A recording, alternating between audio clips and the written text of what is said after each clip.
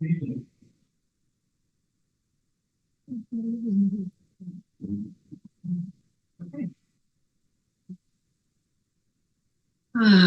Let's take a breath together.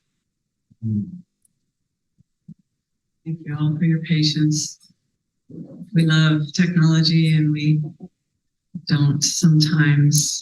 We just breathe in the higher sacred intelligence, the sacred technology. Let's invite in the sacred technology, who we be on this planet. So welcome to this session 2 of our live stream from the One Planet Peace Forum. We have the pleasure and delight here to bring these panelists to us to muse on a question. And I'm really looking forward to this one because we've kind of set the stage for this all day today. And I'm going to invite each of our panelists to give a little opening statement on this question. And then we'll see where the conversation goes again, and we'll try to weave that in. So again, thank you all.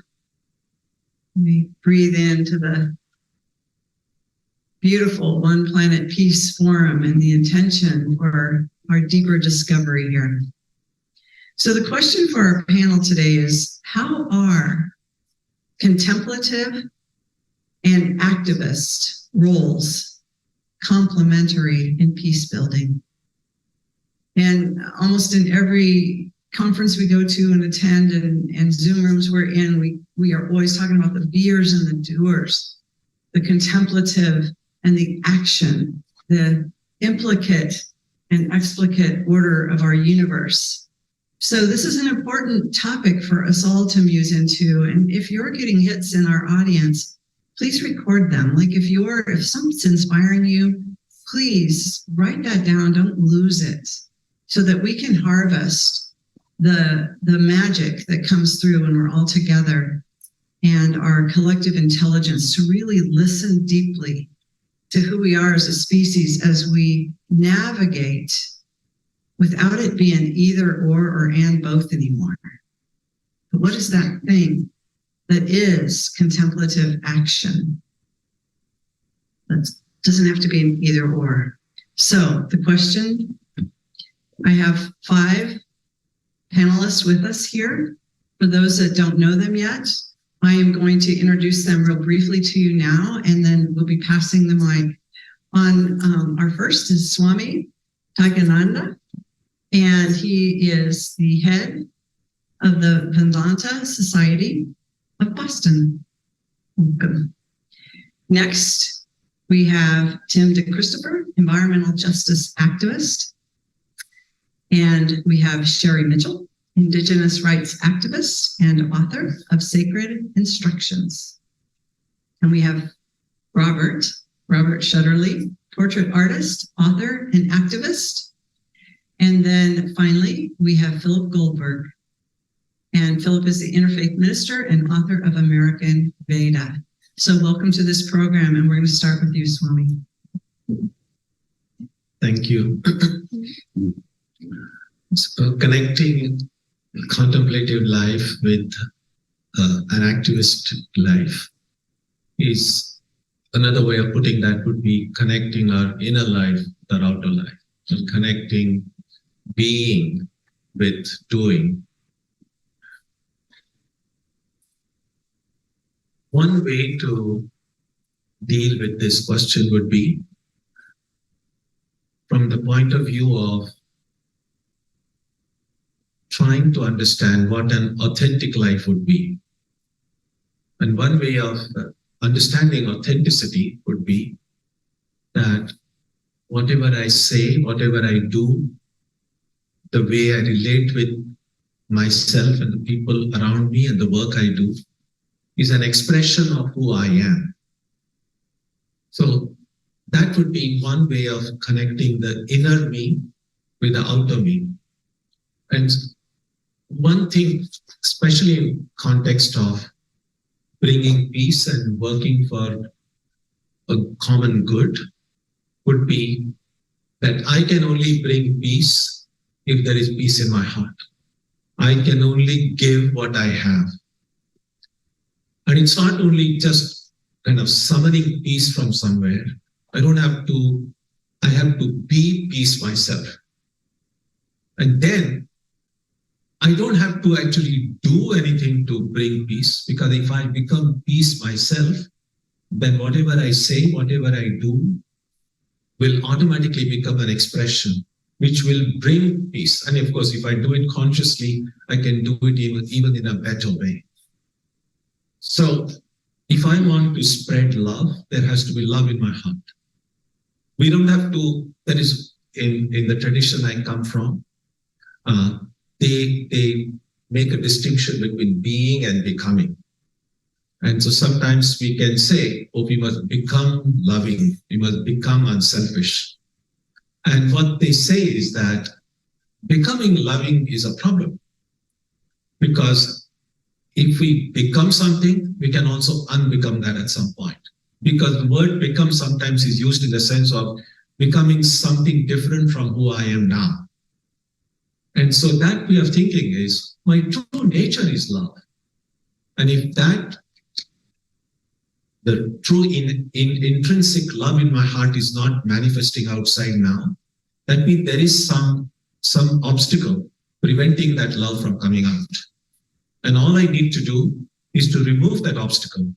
And the love which comes is not, because when we try to become loving, we already have so many masks over our personality. So becoming loving would mean I then put on one more mask of being a very loving person, which is not helpful. And another way, and in my opinion, a better way would be to say that my true nature is loving. And all that I need to do is to remove all hatred and biases and prejudices from my heart. And if I do that, my inherent love will automatically come out. I don't have to become unselfish. I just have to stop being selfish. And then unselfishness, which is my true nature, will come out.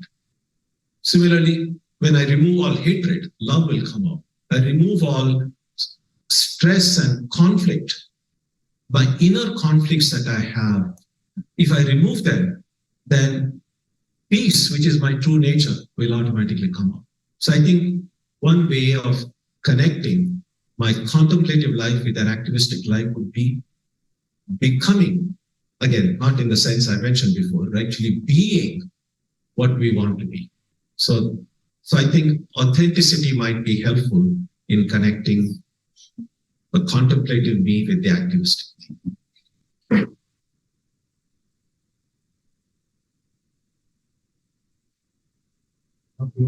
Yeah.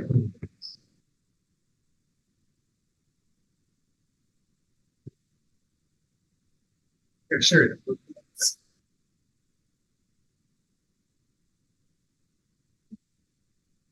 Well, we don't get surrounded and engulfed by our own snakes up here. But I want to say just something briefly about the subject that we're supposed to be talking about, and then something else. I want to comment on the last session right before this.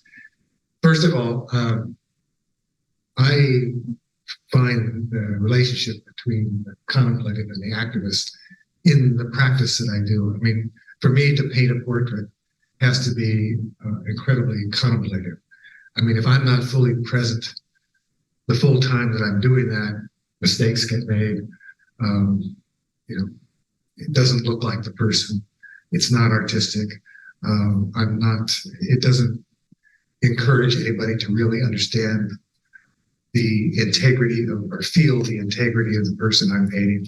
It has to be a contemplative act.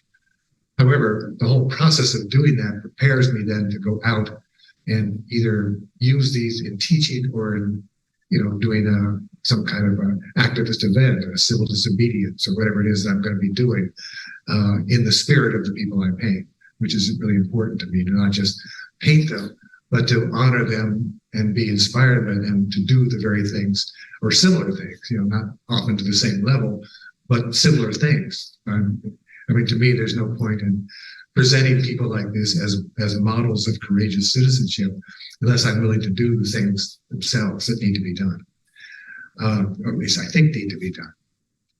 But what I want to say about the previous session was that I was watching that, and I hope I don't upset anybody saying this, but when I was watching that, I was thinking, well, if you were in the hood, say, if you were in a boardroom at Lockheed Martin, or the war room at the Pentagon, or a lot of other places in this country, say right at the JFK school, you're in an academic room with a bunch of people who were in the revolving doors between the Pentagon, the war industry, the politicians, all that stuff.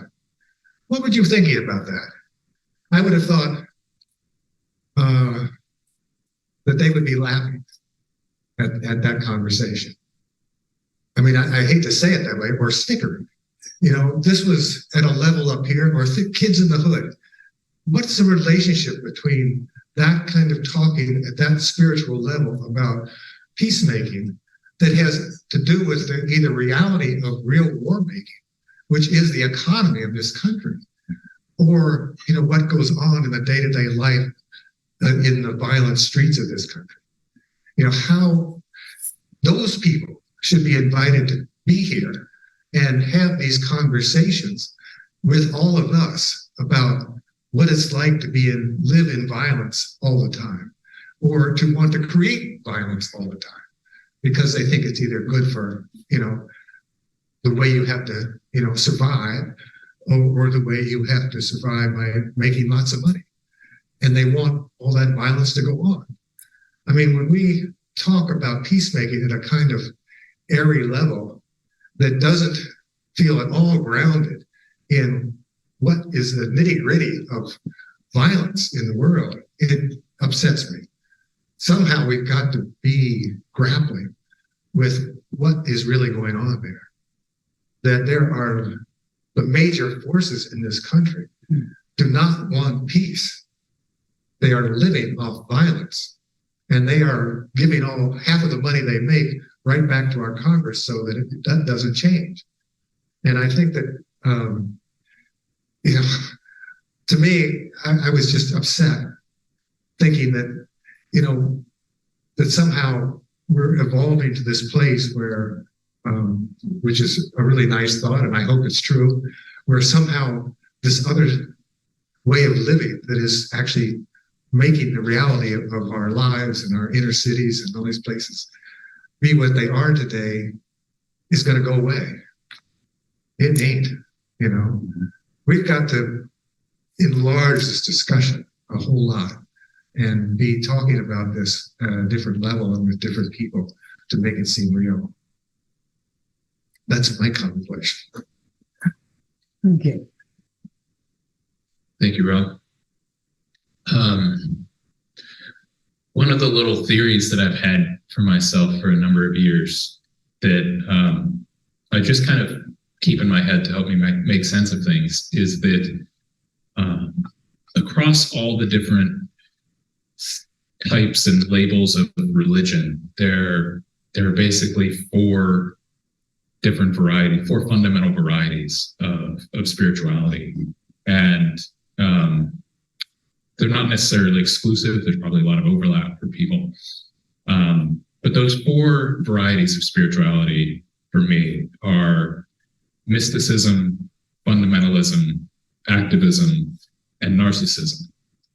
And I often see those paired in my view of things, where obviously when we look around the world, the realities that we see is that the ascendant themes or the ascendant styles of spirituality are fundamentalism and narcissism.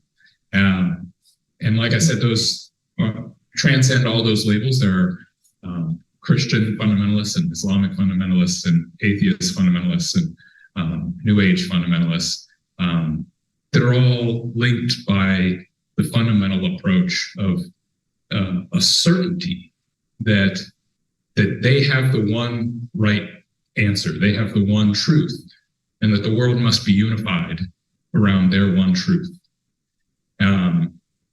And we see how dangerous that is, and certainly fundamentalism is holding a lot of the power in the world.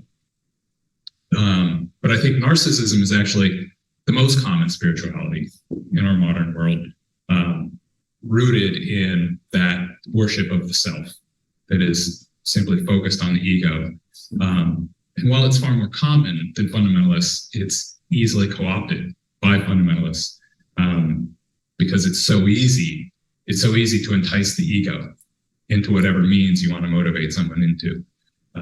And so those practicing narcissism are so easily swept along by fundamentalists for their various battles for world unification. But then I also see the mysticism and activism deeply linked as well, because the mysticism is that spirituality that is based on a relationship with the transcendental, with that beyond ourselves, that which we can't quite clearly see. And that to me is really what the contemplative life is about. And the activism is about trying to improve the condition of the lives of those around us and those that we share the world with. And one of the ways that I often describe the link between those two things, or what we might call the inner work and the outer work, is like riding a bicycle. And that inner work of understanding our relationship to that beyond us is like getting the balance on our bicycle. And that activism work of trying to affect some positive change in the world is like pedaling the bicycle. And a lot of people argue about like which should come first. You know, do we have to fix ourselves first, or do we have to fix the world first? And when I think about that idea of the bicycle, that trying to do that inner work first is like trying to get the balance perfect on your bike before you ever start pedaling. And you know, if you can imagine doing that, you know that you'll always be adjusting your balance, that you'll never go anywhere because you can always be fine-tuning your balance on that bike. But then by the flip side of that, if you just pedal and don't worry about balance and just charge ahead, you're going to crash pretty soon. You're not going to make it very far. You're likely to hurt yourself and probably others. But when you get a little bit of balance, when you try to get some balance, but you also start to try pedaling at the same time, that forward momentum helps us to sustain the balance, and the balance sustains the forward momentum, and they're mutually reinforcing in that way.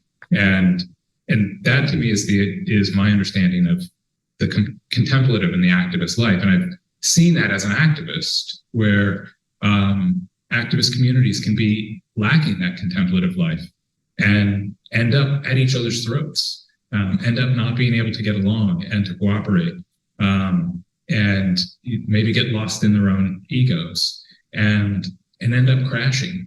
And I've also seen it where they get stuck in that inner work of stepping back and back and back from action because they think, oh, we've got to work on ourselves first. We've got to work on our interpersonal stuff, and get lost in that endless balancing act.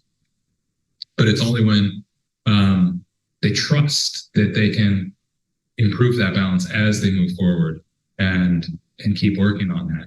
And as far as I can understand what that contemplative life might offer, that mysticism might offer to the activism, which is why it's able to sustain it in the only activist movements that I think have that lasting power, is that in that relationship with the transcendental, in that exploration of how we are connected to something so much bigger than ourselves, we find that spark of divinity that is within us, that piece of the one divine, the one great love that is in us, and find that divine power that we have, which I can only really understand as the power of grace, the power of offering that grace to each other and to the world around us, which is kind of the only genuine creative act that we can do. Because in the absence of that grace, we are just stuck in this cycle of reacting to all these things that have come before us, to all the stimulus that have come before us. And, perhaps most of the activism that we do would better be described as reactivism, because we're just stuck in this cycle of reacting. And it's only out of that position of grace, of forgiving what has come before, that we can really create what we want to see and move forward in that way. And those are just my own views that have helped sustain me on that bicycle for a little while. Thanks.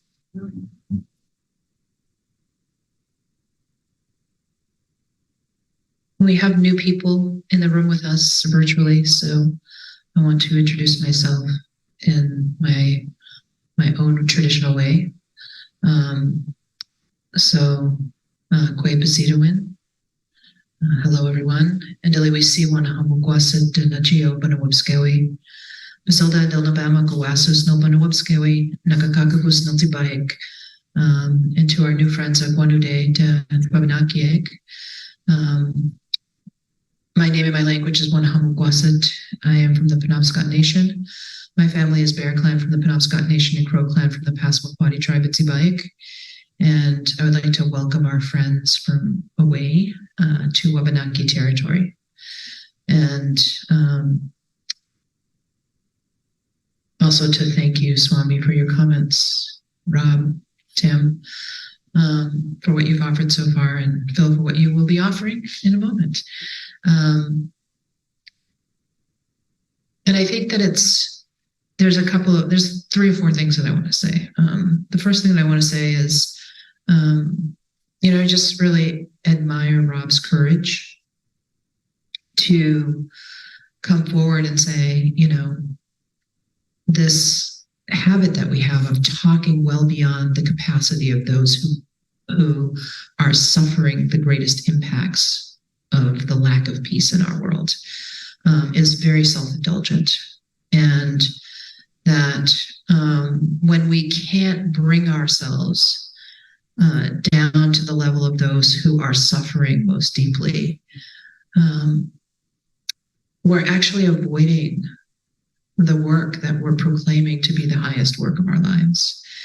And so how do we do that? How do we bring ourselves into that space of being that witness to the truth of suffering that exists around us in a way that gives us actual capacity to be able to do something about it?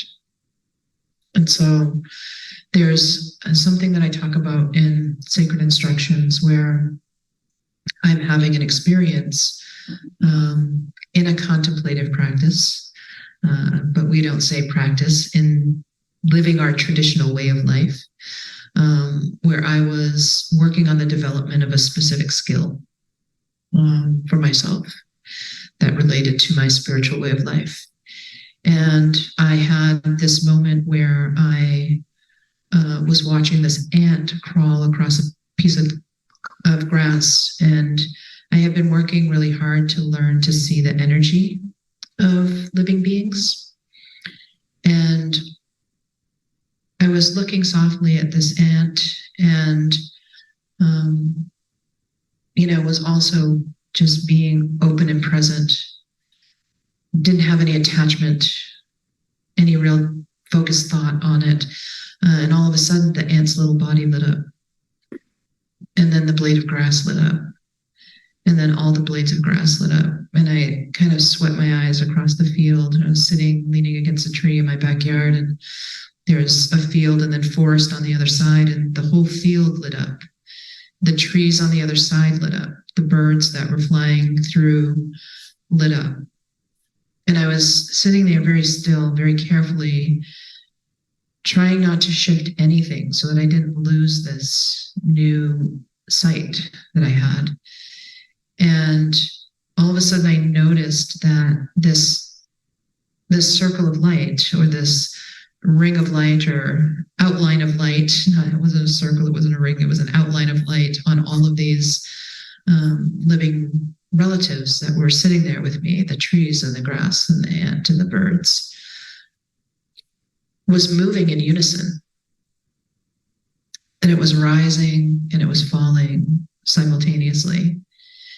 And I just had this moment of sinking into that rhythm and allowing myself to breathe with that light. And as I did so, the firm boundaries of this being, right, that I so identified with my whole life disappeared. And I was having this literal, tangible experience of this theoretical notion of oneness that I had been raised with as an Indigenous woman. And having that recognition that I was part of one living being, sharing this one breath, having all of these individualized, simultaneous experiences of myself in multiple forms all at once, shattered what I thought I knew about my individual self. And when I had that realization, I started thinking about, if I'm really part of one living being, having individualized, simultaneous experiences of myself in multiple forms, then how do I want to meet myself on the path? How do I meet the fundamentalist or the narcissist? How do I meet the fascist? How do I meet someone who's being very destructive to people that I love, if I truly believe that they are me and I am them? And I had to do this trick with my mind where I said, okay, if that's really true, then I'm going to treat this person who's so far beyond the knowledge of this truth of our oneness as somebody who's suffering from severe dementia and is somebody that I love dearly, who has lost their way and can't remember who they are. And they don't remember who I am. And if somebody that I loved deeply was out wandering around lost with severe dementia, how would I want them to be brought home? Would I want them to be treated with violence and anger and hostility, or would I want them to be lovingly guided back home? This is something that I continue to work on every single day of my life, and I fail miserably at often. But if we truly believe in this concept of oneness, not sameness, but oneness, of our individuation being this multiplicity of experiences that we're having of our one living self, then we have to really think about how we meet one another. And we have to really think about the fact that our individualized way of being serves purpose in our education and our evolution of our consciousness. And we have to stop being extractive of one another. And so, as an Indigenous woman, one of the things that I have seen my whole life, is extraction from our ways of being. So American Indian people didn't have religious freedom until 1978. By the end of that year, white people were selling our ceremonies. So they had taken everything. We finally get freedom to be ourselves and to live our spiritual way of life, and it becomes a commodity. And so how do we receive from one another without taking is another thing that we need to think about, because there's so much for us to learn. But how do we approach that learning as something that's not a commodity? That's a challenge for us that we have to really think about. So now getting to Julie's question, really thinking about how that contemplative and active aspects of our being are connected. We have words in our language that I wrote about in Sacred Instructions. Two of these things I wrote about in Sacred Instructions, where one of them is Wulikamau, which is this internal state of being in balance. And in our traditional peacekeeping practices, recognition that it's a lack of harmony that causes people to cause harm, and that it's a return to harmony that's going to bring wholeness back to their being and prevent them from continuing to cause harm in the future, is part of our restorative justice systems. And so this concept of recognizing that there's some kind of distortion in their sense of internal balance. But the sense of internal balance, Wulikamau, is it's our inner state of being. And then we have Kachei, which is our outer state of being in harmony with the external world. And between those two things is our sacred way of life, Skijinaweba Masawagan. And at the heart of that way of life is the Medewalan practices, or way of life, which is our sacred spiritual medicine paths. And what we know is that the balancing of this inner state of harmony with this outer world is found in the Medewalan way of life, which is exploring the space in between. So we're exploring the space in between the inner and the outer. And there's all of these possibilities that exist in that space in between. And so a lot of people talk about, a lot of different faith traditions have different words for these things. In some of our traditions, a translation for a person who would be considered what many would call a medicine person, somebody who works with spiritual energies. That translation of the word for that person in our language is the hollow man. So the one who opens themselves to allow for that spirit to move through them. There's a hollow reed in other religious traditions. And so that Medewalan is a recognition of that space in between where all possibilities exist. And so I think that for me, that contemplative and active is found in the life way that corresponds to those understandings. It's about recognizing that this inner state of being that I have has to be balanced with the outer world in which I live. And the active practice of that is recognizing all of the possibilities that exist between here and there. And being able to be curious and to have this state of continuous wonder, but also immense gratitude for what emerges from within that space in between.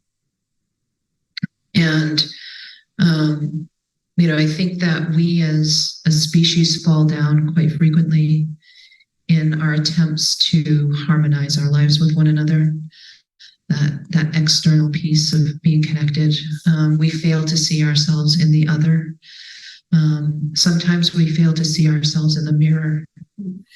And so, as we're moving through this process of trying to find this pathway between inner and outer, we have to realize that it's just an illusion of our minds. It's like seeing that little ant's body light up was just a subtle shifting of my vision. It's not that it just happened in that moment. It's that I had not been looking in a way that allowed me to see. And so how can we shift our vision? What's a subtle shift that we can make to our vision that allows us to see in a different way that lights things up for us? So I guess that's my opening. So thank you.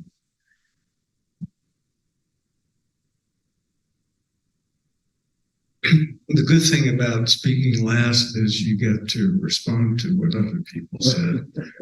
The downside is they've already said what I wanted to say, so I'll try to say something different. And I'm looking forward, Tim, with your permission, to borrowing your bicycle analogy in my future talks. Thank you very much. I liked it. And it's very real because Tim's analogy captures in a very useful image what I always saw as the relationship between the inner and the outer, and the contemplative and the activist.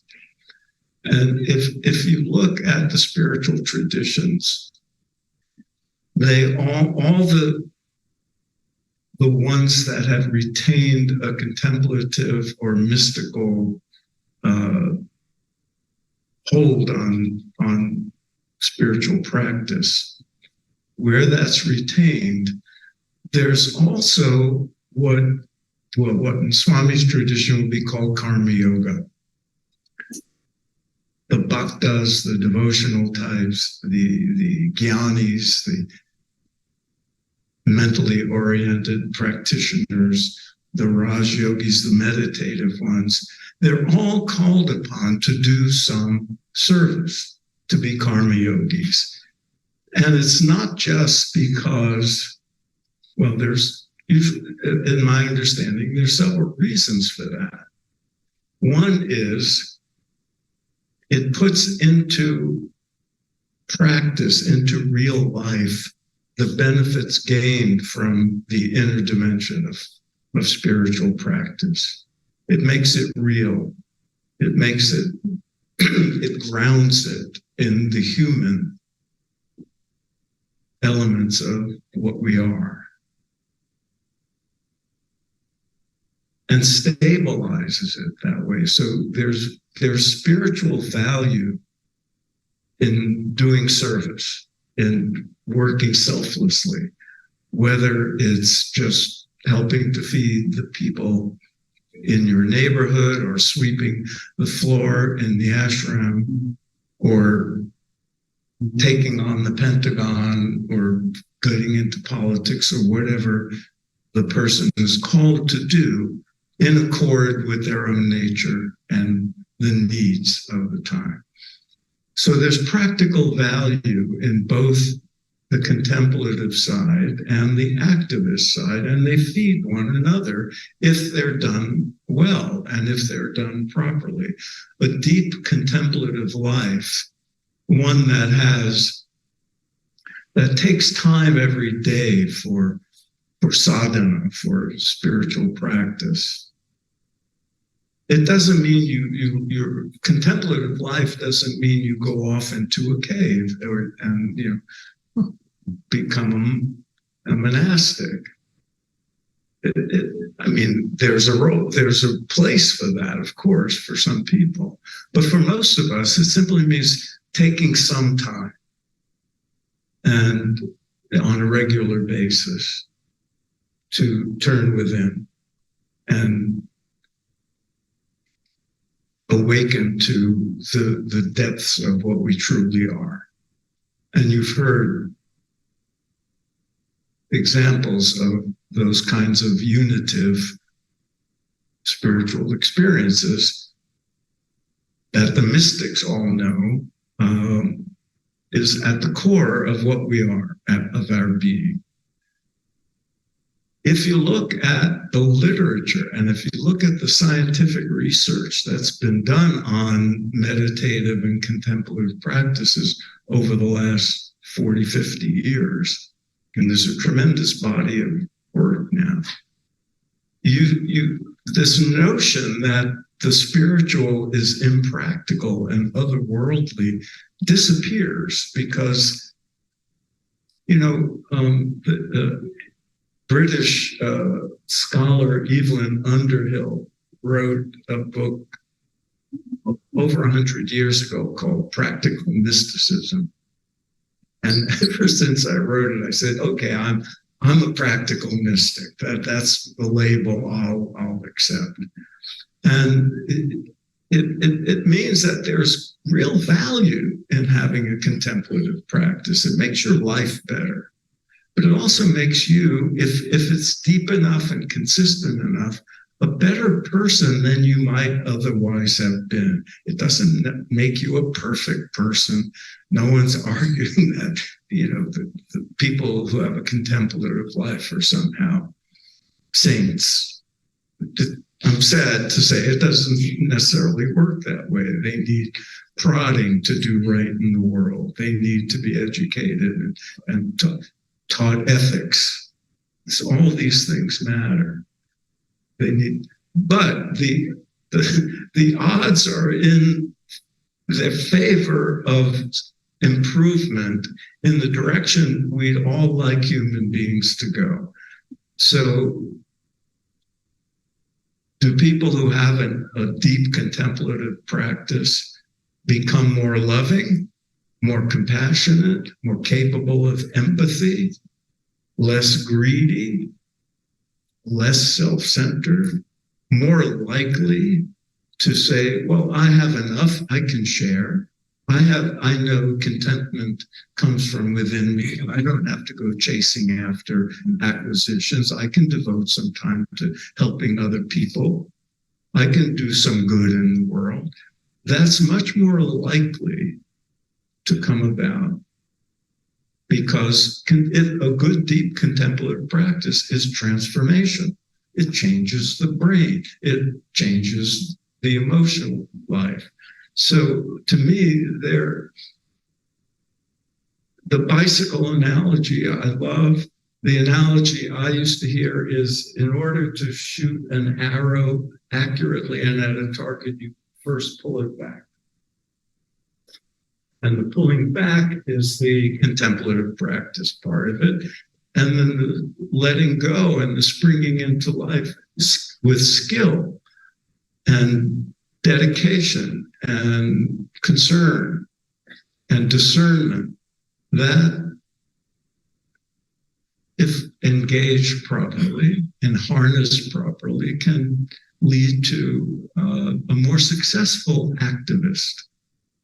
An activist who's more likely to make good decisions, kind decisions, generous decisions. So to me, it's all very practical. I'm just going to, I was reminded of a story that I was told the last time I was in India. There was some big political thing going on in the local area, and people were very upset, and politicians and the leaders, everybody was arguing. And they brought in a Swami, not to adjudicate, but to please tell us the truth here. What should we do? And they expected a really esoteric answer, some deep, spiritual revelation. And he had a one-word answer, and the answer was vote. So there's a thing going on, and okay, I'm a spiritual leader, but I'm a citizen. Find out what you need to know, make good choices, and vote. And sometimes it comes down to knowing the right thing to do, but you're more likely to know the right thing to do if you have that kind of connection to the divine within you, because it makes us better in many ways. But it's not enough. It's not enough. Thank you. Wow. How to bring this to closure. I really want a presence. Thank you for your courage. And I believe you just literally used an example that I want to borrow. Sherry, is that one of dementia. When you were sharing that story of the dementia, it touches the heart. That's the compassion piece.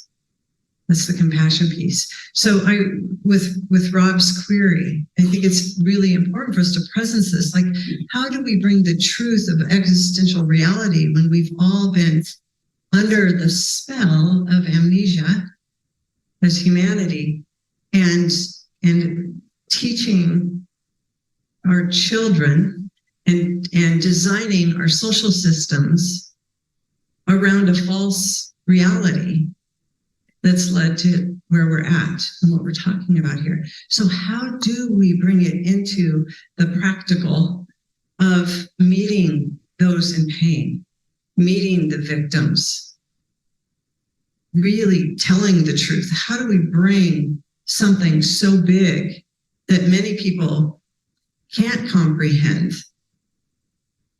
perhaps, can't comprehend, and those that are waking to it. How many in here has lit up an ant before on a blade of grass? We have those who really can engage and embody in this intimacy with this multidimensional reality, and those who aren't there. So how do we bridge that to heal the suffering, to heal the separation? So to wrap all this, it's impossible, but I'm going to give you each 1 minute so we can be respectful of schedules that are here. And I just, whatever's on your heart to close. But I'm wondering, how do we bring raw passion to bring this really big concept that we used to say is woo-woo, but it's not woo-woo anymore, right? And people would go, oh yeah, that woo-woo stuff. It's not woo-woo, it's science. And we're getting it on many different dimensions and levels of cognitive ability now. So how do we bring it down to really have compassion for the dementia and those who are suffering in the streets? So I really appreciate that, and really want to presence it, and we can continue that part into tomorrow and really look at how do we bridge that. And I'm going to give you all 1 minute to just kind of wrap whatever's on your heart right in this moment on this topic. The great composer Mozart is reported to have said that the real music is not in the notes, but in the pause between the notes. And I do not believe that, although what some of us was mentioning, the ideas that are being expressed here might seem very transcendental, very high, and our present experience of common average life might seem way far from that. I don't think it's much of a gap. I just think that our lives have become too mechanical. Our lives have become too superficial. Most of the things that we do and say, we just take them for granted.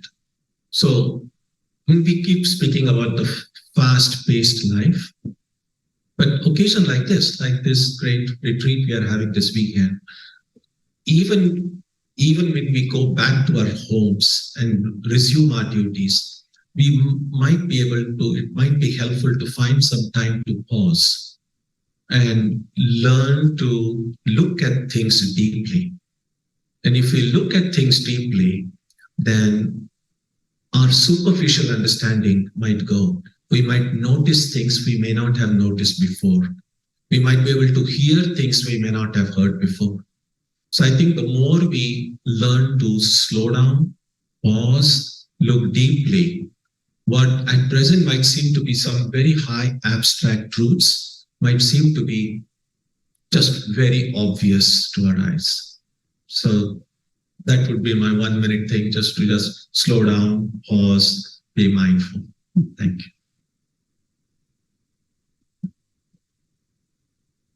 you. Sure. Okay. Good. First, I want to thank Bob and Julie and whoever else has brought us together here with all of you, and to be able to sit here with Swami, Tim, Sherry, and Phil and have this discussion. I'm just really grateful for that. I've learned a ton myself, just other ways of thinking and seeing that I did not have. And I just want to tell a little story, which I think is, you all know this story, but maybe not have thought about it in the way that I hadn't thought about it. And that is, which to me is very much about contemplation and action. I don't know how recently you've read The Wizard of Oz. And we all know the movie, but it's important to actually read the book. And it's just enough different that it can be very surprising. What happens at the beginning of it, you all know there's a tornado and Dorothy gets swept away with her dog Toto. What we don't often pay attention to, and I don't remember any emphasis on this in the movie, but in the book, what's happening is there's the threat of the tornado. Auntie Em and Uncle Henry have run to the storm shelter, and they've yelled to Dorothy to come down immediately. And meanwhile, they've gone down there. and she's lost Toto. And so she's running around the house with the storm coming, looking for her dog. And she doesn't find the dog in time. And and Toto gets swept away. What's important about that is the trigger for the story. The trigger is her act of radical compassion for her dog. And that Auntie M and Uncle Henry did not come back up out of the storm shelter to rescue her when it was, imminent that she was going to be swept away. They didn't have that radical compassion. She did. And it seemed to me that what we're talking about here, in that moment, all the contemplative practice of loving her dog coalesced at this moment where it was suddenly very risky to have that love. And she, instead of running away from it, she embraced it and risked losing, herself and her dog to save her dog. That radical compassion, I think, is what we want as the fruit of this contemplative moment. Being ready when the time comes to act with that compassion. She then is able to go to this mystical place, which is actually a very real place, and teach adults how to be smart, how to have courage, and have brains. And what was the other thing? Brains, heart. Yeah, a heart. She's teaching adults how to do those things because of her act of radical compassion. She has stepped across a line where her ability to love fully has, carried her into another world where she can actually teach those things. Those three characters who needed to be taught had those characteristics all the time. They just needed them awakened in themselves. And it took a girl with a dog to do it because she had done that thing. And I think that's kind of what we're talking about here is, having prepared yourself through that real loving to be able to take those kinds of risks in action.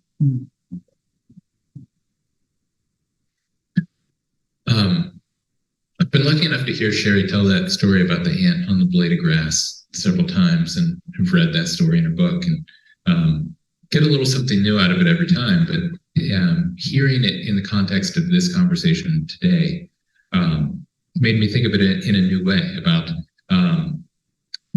having the depth of contemplation to see that ant light up, and then to be able to contemplate that question of how can I meet myself on the road when I see myself on the road in this dementia, meet myself with compassion, and the obvious contemplative practice that it takes to keep doing that and to keep deepening our understanding of what it means to meet ourselves on the road with compassion, how we can best do that, and to keep recommitting ourselves to that day after day. But it also strikes me as very obvious that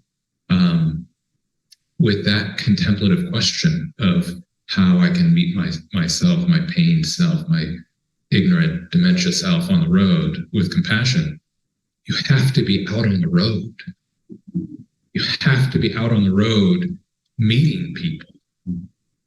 And that road is so long and so full of so many people who need so much compassion and who might have to be met so many times with compassion before they can find their way home. That road is so full of those people who need us to meet them with compassion that the question of what is at the end of that road or what lies beyond the end of that road just strikes me as so fucking absurd, because our place is on that road with the people who need us there, who need us to bring our contemplative practice to that road. That is our work. That is our home, on the road. And maybe there's something at the end of that road, maybe there's not. But now in this life, our home is on that road for as far as we can see.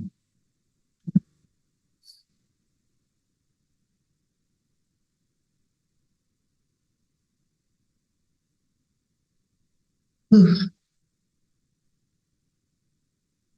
So when I think about all of this, and recognize that I am the person that you need to meet on that road with compassion. You are the person that I need to meet on that road with compassion. That we have to be willing to have this deep level of acceptance for ourselves. There's a chapter in the book or section in the book called On Grief, Trauma, and Intimacy, and about how we have to be able to sit with the most wounded aspects of ourselves without poking and prodding and trying to fix. And so how do we sit with the most damaged, unacceptable, burdensome parts of ourselves? And how do we do that in a way that allows us to make peace with our own imperfection? Because when we're seeing one another on the road, we oftentimes are seeing a reflection of our own imperfection. And we're also seeing the capacity for harm reflected back to us in another. And we know that we have that same capacity for harm within us. And so it brings this reaction up inside of us. So when I'm sitting with the parts of myself that I believe are the most unlovable in excruciatingly painful moments, how do I make space for that to just be present in the room? So that we know that there is a place for safety for all aspects of ourselves to exist without amputation. Because we scrub and we scour ourselves bloody in the process. We believe that we have to get rid of and cut off parts of ourselves in order to be lovable. And it's simply untrue. It's simply untrue.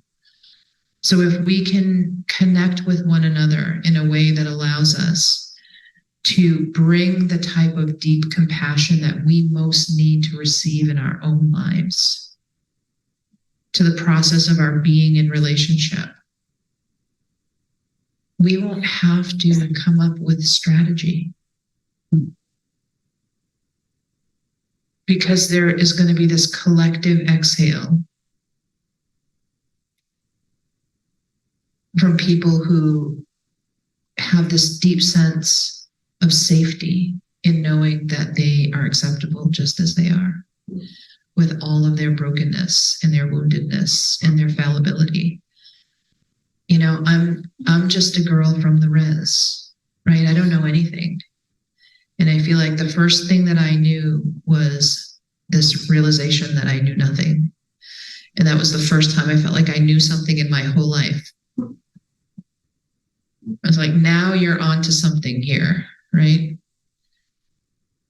I mean, I grew up in real poverty, sleeping 4 to 6 to a bed in a room that was barely bigger than a closet.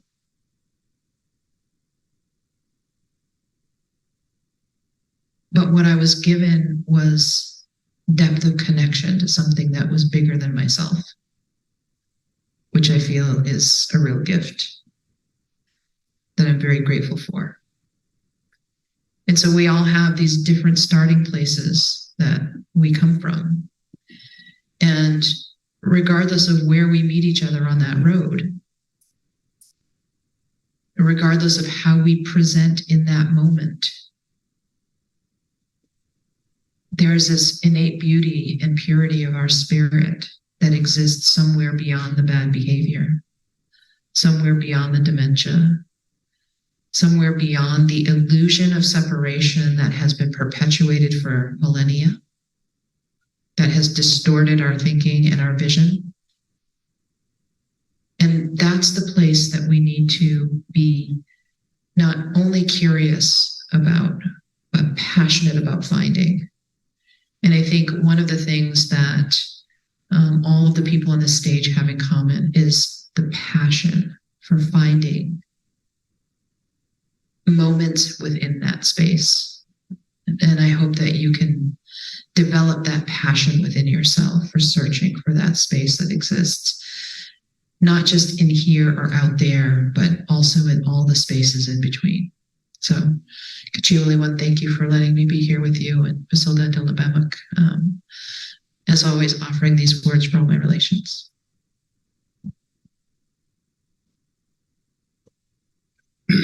I want to point out to Bob that L. Frank Baum, the author of The Wonderful Wizard of Oz, was a theosophist. So he probably would agree with your analysis. I also want to point out that if Auntie M and Uncle Henry had gone out, then no one would have protected the home front. So they all had to play their role in order for the story to work out. And I think that's what we all have to do. I've seen activists burn out and get off track because they try to do too much, or they're trying to conform to somebody's idea of what they're supposed to do, and it's not authentic to them. I've seen contemplative people, yogis, mystics, all kinds of people get into world denial in the name of their own spirituality and their own self-protection. That too can be inauthentic. I've seen a lot of bad, things happen to marriages and careers because of that. So we each need to, yes, have contemplative practice, go within and unfold what's truly authentic and deepest in ourselves. But we also have to have some knowledge of this individuality and what is best for us. What is the right way for us to serve? What feeds us? Activism, service, they don't have to be self-sacrificial. They can nurture us and feed us if we do what's right for us. When I mentioned this morning that the Bhagavad Gita had a big impact on me, and one of the two passages that had the biggest impact was the passage about Dharma. We've all heard Dharma. Dharma is often translated as duty, but it doesn't quite do it. It's acting in the way that serves the highest good for oneself, one's family, one's community. And we all have different roles, and acting in accord with our own dharma in each of those roles is very important for our own spiritual development, but it's also very important for the people around us. It's important for the family to act appropriately according to dharmic principles with one's family. And we're all spiritual citizens. We're all, much as you can say, oh, this is all an illusion and the true self is transcendental and all that.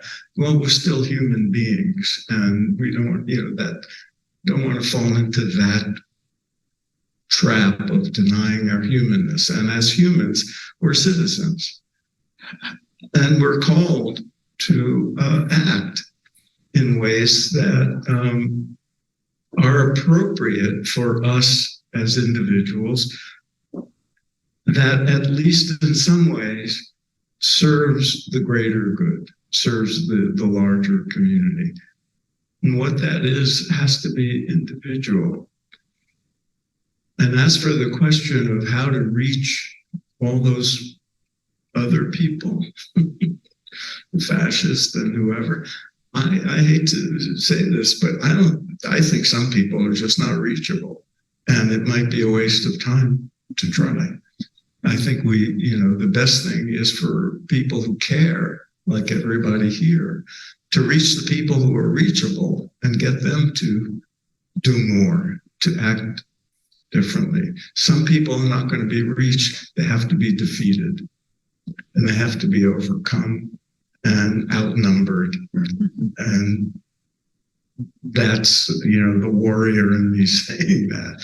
But I think that's the truth. And I think it would be self-defeating and a bit of a illusion to think we could reach everybody. It just doesn't seem to be working out like that on the battlefield of life at the moment. But to me, it all starts with the discovery of who we really are inside. I said one very quick thing. One thing, the session that didn't happen, the one about racism and peace, I hope we can somehow work that in here. I think it's so important that we deal with that.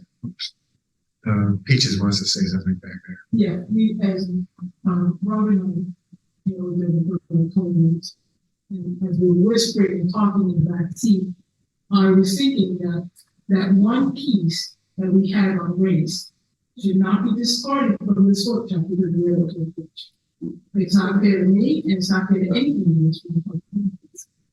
Especially when I look around, because I think that everybody, of all the people who care about race, race is provided that goes on in this world, in this country, and we need to have a conversation about it. If we could be slipping somewhere, I would deeply appreciate that. And we have a lot of great minds here on the stage and in this room, and we can carry that conversation well. Thank you. Yeah. Our facilitator had an emergency and it didn't show, so we just had to reshift, and I'm sure we can circle back around. Thank you for presencing that. And thank you all for listening. Bob, do you have an announcement? Yeah, just on that right after this, there will be a longer session, an hour and a half, on paradigm of racial healing. That will be given by Tim, also in a breakout room. So that is coming right up. Yeah. Did you hear that? I did, because there were things that everyone is involved in.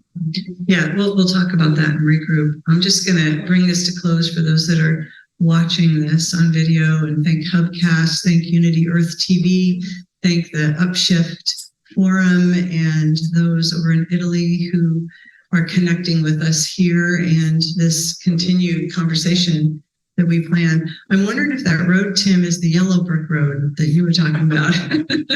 I don't know if anybody else was wondering that, but I'm singing Munchkin songs in my mind and excited about, presencing that again. Thank you all for your wisdom. Thank you for your compassion, your hearts, your wisdom. And it is an important conversation for us to continue to deepen into and lean into with each other, with that authenticity of us, knowing that we are meeting ourselves on the road, and we are that ant too, and we are those yellow bricks. So we've got that road ahead of us, and I really appreciate all of your words, all of your wisdom, all of your encouragement, all of your truth telling, and we look forward to continuing this for several more hours here tonight and in the morning again. So thank you all.